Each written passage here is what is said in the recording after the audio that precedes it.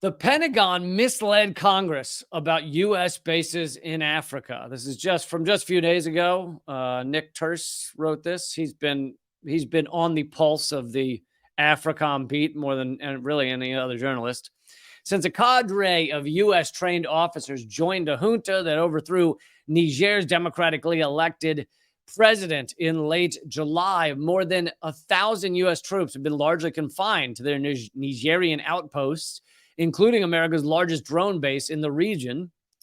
The U.S. has a base in Niger, and the U.S. troops are sitting there wondering what to do because all of a sudden the new government of Niger does not want imperialist powers inside their fucking country. The base, which has cost the U.S. a total of $250 million since construction began in 2016, is the key U.S. surveillance hub in West Africa. But in testimony before the House and Senate Armed Services Committees in March, the chief of AFRICOM, U.S. Africa Command, described the air base as minimal and low cost. General Michael Langley, the AFRICOM chief, told Congress about just two enduring, quote unquote, that's one of their euphemisms, enduring U.S. forward operating sites in Africa, Camp Lemonnier in Djibouti, and a longtime logistics hub on Ascension Island in the South Atlantic Ocean. Experts say that Langley misled Congress, downplaying the size and scope of the U.S. footprint in Africa. AFRICOM's posture on the continent actually consists of no fewer than 18 outposts. We have 18 outposts across Africa, in addition to Camp Lemonnier and Ascension Island, according to information from AFRICOM's secret 2022 theater posture plan. So basically, this plan was leaked to the journalist, which was seen by The Intercept. A U.S. official who with knowledge of AFRICOM's current footprint on the continent, confirmed that the same 20 bases are still in operation. Another two locations in Somalia and Ghana were also, according to the 2022 document, under evaluation. Of the 20, Langley apparently failed to mention 6 so-called contingency locations. Keep in mind, he's speaking in front of Congress.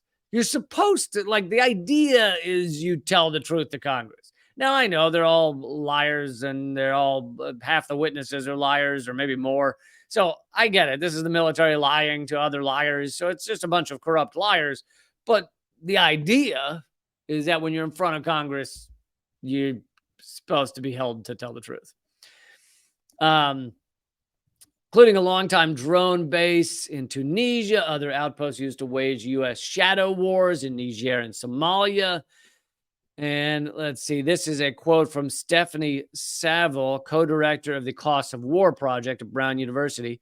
This is a case of the U.S. military showing a marked lack of transparency by using technicalities to avoid conveying an accurate understanding of the extent of U.S. bases in Africa.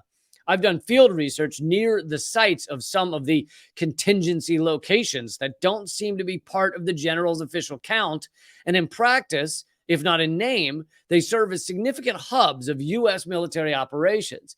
To not include them in an official count is to pull wool over the eyes of Congress and the U.S. public.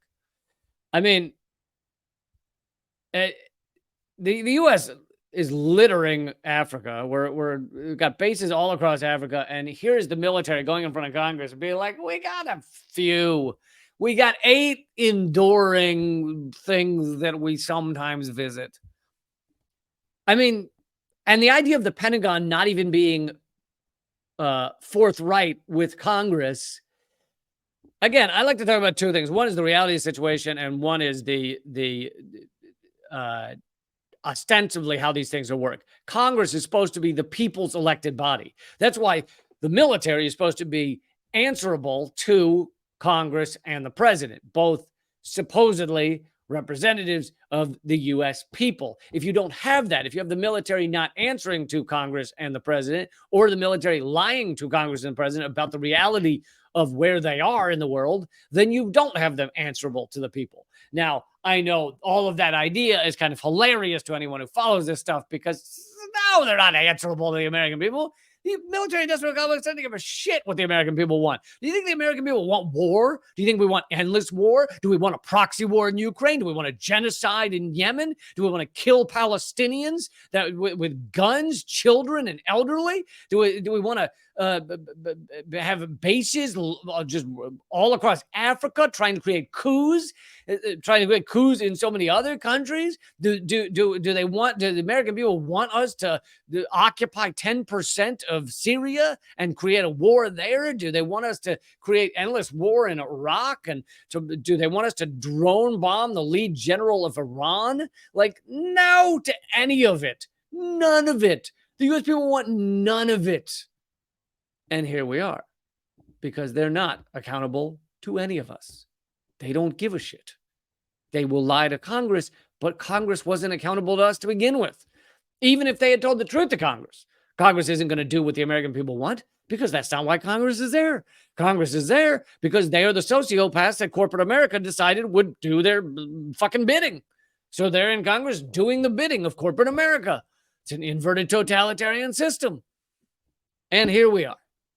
Endless war, 800, 900 military bases around the world, trillions of dollars spent every year on military. Sure, the stated budget is 800, blah, blah, blah, blah, billion, but the real budget, including the trillions of dollars of unaccounted for adjustments, including the 55% of assets that the Pentagon says outwardly they can't account for, is trillions every year. And the U.S. people have no say, completely unaccountable. It's the largest organized machine for mass human murder. It's also a money laundering machine for the rich. You send trillions of dollars of so-called taxpayer money to the Pentagon. It then gets filtered through and pumped out to the richest people across the country, who are the CEOs of weapons contractors, etc. Money laundering machine. So the Pentagon works as both largest machine of mass human murder and largest money laundering machine in the world. Pretty impressive. They're hard workers over there. Pretty impressive what they do.